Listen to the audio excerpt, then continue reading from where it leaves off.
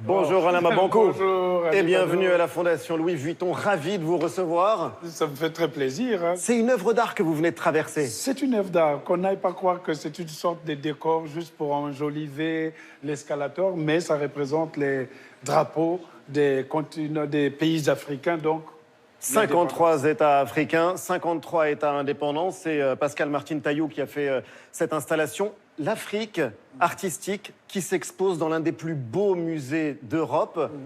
C'est normal aujourd'hui? Ou c'est un normal. événement? Mais je dirais même que ça vient très tard, mais mieux vaut tard que jamais.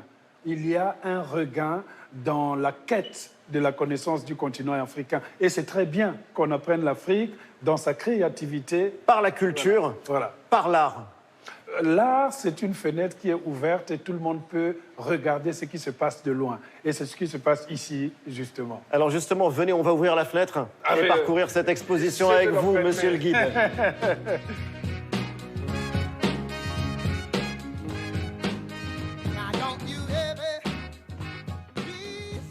Ce qui est assez formidable ici à la Mabankou, c'est que c'est l'Afrique qui se représente. Elle se représente elle-même. Non seulement dans l'art, mais aussi dans la récupération peut-être des objets de la vie quotidienne. Quand on voit ce que fait Romia Lazoumé, prendre des bidons en plastique. On en a un bel exemple ici, oui. Et on voit tout de suite que c'est le travail africain en Afrique qui se fait. Comment on récupère des objets qui étaient perdus, mais qui ont une deuxième vie? Eh bien, on va mettre du pétrole, du gasoil, de l'essence à l'intérieur pour aller vendre avec un moyen de locomotion qu'on trouverait désuet, mais qui est en réalité peut-être l'assise même de la vie quotidienne. Il y a quelque chose qui fait penser même au travail de l'écriture.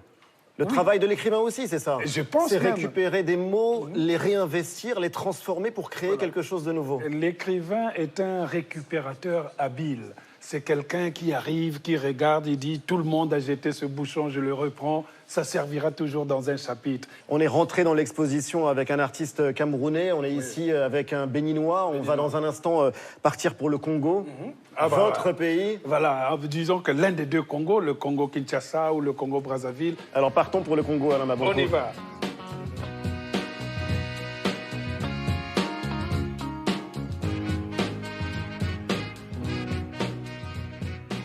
Là, on est entré au Congo. Ah oui, en plein. Oh. Avec Chéri Samba.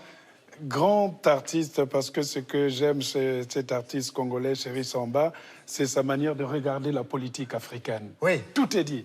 Tout est dit. Dans l'encadré, vous voyez le pouvoir de l'argent qui est là. Hein, déjà les 100 € ou le Kim Il-sung, le père de Kim Jong-un, actuel le nord-coréen. Mais ce qui est intéressant, c'est comment les politiciens africains se comportent. Il y a le grand sourire vis-à-vis du peuple. Derrière, il y a ce fauteuil royal à l'instar de Louis XIV pour rester éternellement. Et sous la table, il y a les turpitudes, comment on écrase les populations avec les pistolets, etc., etc. C'est vraiment le commun des politiciens, c'est-à-dire comment les politiciens se comportent en général. Et ça, c'est extrêmement fort, ce que fait Chéri Samba. Il nous accueille ici au Congo. Vous êtes interdit de séjour au Congo-Brazzaville. Au Congo-Brazzaville. Parce que je critique justement le commun des politiciens. Je suis contre les dictatures. La dictature, elle est là. Elle est incarnée par ce fauteuil rouge. Elle est aussi incarnée par ce faux sourire. Et les lunettes noires servent aussi à couvrir la sincérité du regard. Parce que si vous n'avez pas les lunettes, tout de suite, on voit que vous êtes en train de mentir. Les vôtres sont transparentes, donc ça va. Moi, c'est transparent. C'est pour ça que je suis contre les lunettes noires. Vos livres aussi sont interdits, Alain, au Congo-Brazzaville? Je pense qu'aujourd'hui, il est difficile d'interdire le livre, puisque... On peut les trouver sur Internet? Sur Internet, c'est difficile. On a l'impression qu'il y a une émancipation par la culture dans des pays, par exemple, les deux Congos, qui ne s'émancipent pas politiquement. Je pense que la culture est fondamentale et elle fait peur aux politiciens africains. Quand vous êtes dans la culture, vous n'êtes plus quelqu'un qui est dominé. Vous dominez justement le politicien. La culture est éternelle, la politique est éphémère, puisque chaque fois on la change. On va aller voir une autre représentation de Chéri Samba un peu plus loin dans cette galerie à la Fondation Louis Vuitton.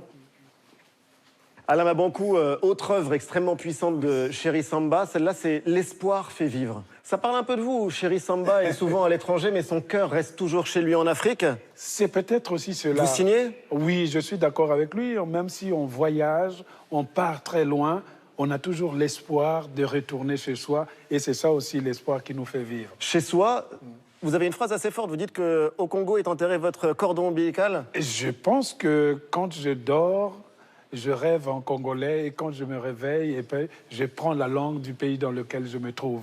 Il y a toujours chez moi le côté congolais. Comme on dit chez nous, le séjour d'un tronc d'arbre dans l'eau ne le transformera jamais en caïman. Ah, c'est pas mal. Ah ben voilà. Malgré l'illusion.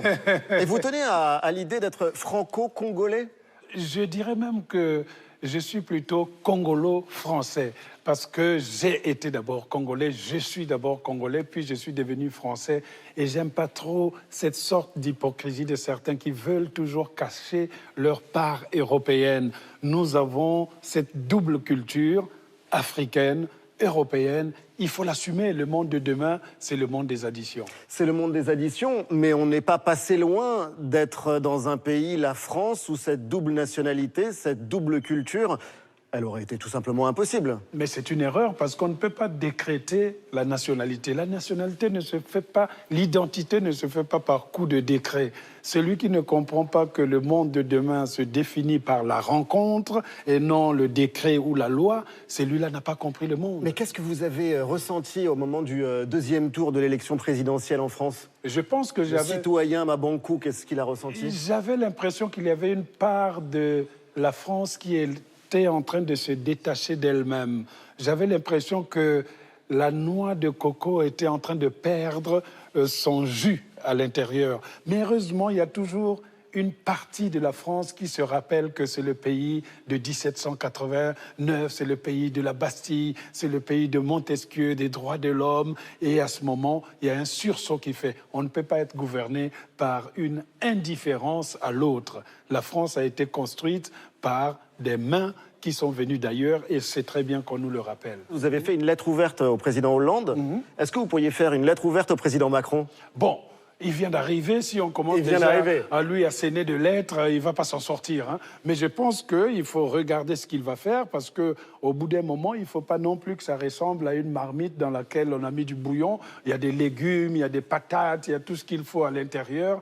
Mais est-ce que le goût sera exquis? C'est ça qu'il faut voir. Et puis, jugeons... sur les faits. Voilà, sur les faits. Voilà. Et puis, l'espoir fait vivre. L'espoir fait vivre et c'est valable pour la France aussi. On va continuer la visite, monsieur le guide. Avec plaisir.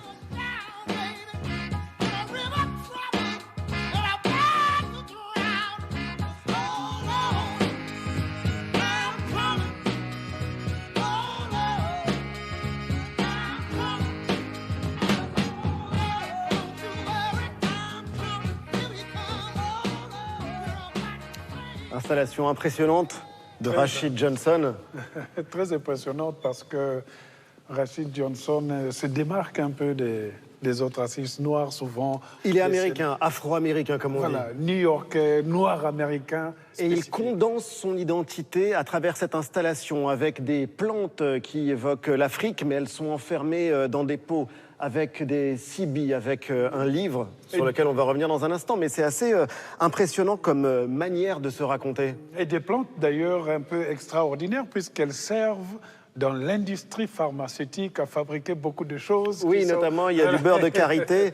Et alors, dans cette œuvre, et venez Alain, parce que c'est assez sidérant, là c'est au prof de littérature que je vais m'adresser, il y a 46 exemplaires de ce livre de Richard Wright, qui est un livre extrêmement important dans la littérature noire américaine. Oui. Un enfant du pays. Un enfant du pays, Native Son, qui est Richard Wright, comme on sait, qui est l'écrivain emblématique du mouvement qu'on appelait Harlem Renaissance. Donc, c'est l'un des éléments ici qui prouve son attachement, justement, à la culture noire américaine. L'oppression, ce que ça signifie d'être noir aux États-Unis. L'esclavage, la ségrégation raciale et peut-être même le refus de l'existence des Noirs aux États-Unis se retrouve à travers ces livres qu'il essaie d'éparpiller ici à l'intérieur. Mais juste d'un mot, vous regardez ça, qu'est-ce que ça vous évoque? Un monde de voyage.